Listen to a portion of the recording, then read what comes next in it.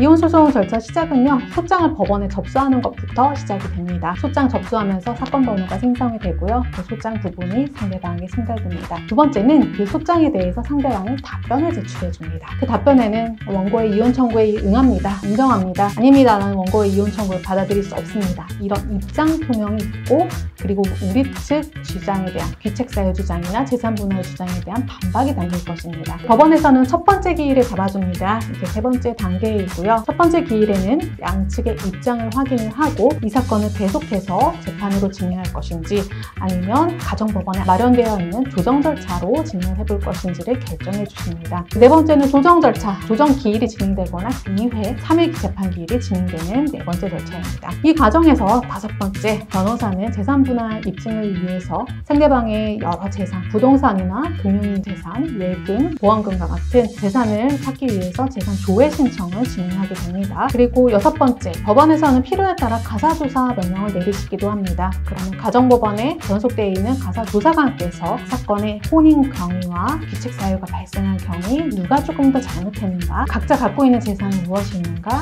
미성년의 자녀가 있는가, 그 자녀는 어떻게 키우고 있는가를 세밀하게 조사를 해줍니다. 가사조사에는 보통 1회 조사로 끝나기도 합니다만 3, 4회 정도 계속 가서 조사하는 경우도 보았습니다. 일곱 번째, 이혼 소송의 기간은 보통 원론적으로는 6개월이라고 말씀드리고 싶습니다. 그런데 재산 분할이나 귀책 사유 관련하여 증인을 부른다거나 하는 필요성이 있을 때는 6개월보다 조금 더 걸린다고 보시면 될 것 같고요. 소송 자체를 진행을 할 때는 법원에 내는 비용이 있는데 그 법원에 내는 비용은 소장을 낼 때 원고가 한 번 내고 또 소송 도중에 만약 송달료가 부족하면 추가 송달료 납부하는 정도의 비용밖에 없습니다. 그러니까 피고는 별도의 비용을 법원에 납입할 필요는 없지만 피고께서 만약 나도 원고한테 받을 게 있다 라고 하면서 반소를 제기하신다면 또 인지나 송달료를 납부를 해주셔야겠죠. 그리고 이혼 소송이 종결이 되는 건 판결 선고 혹은 조정 결정으로 끝나는 것인데요. 이혼 소송이다 보니까 항상 주문의 1항은 원고와 피고는 이혼한다입니다. 이혼은 하고 이제 2항부터는 위자료를 누가 누구한테 주는 건지, 또 재산 분할은 누가 누구한테 주는 건지, 미성년인 자녀가 있는 경우는 누가 키울 것인지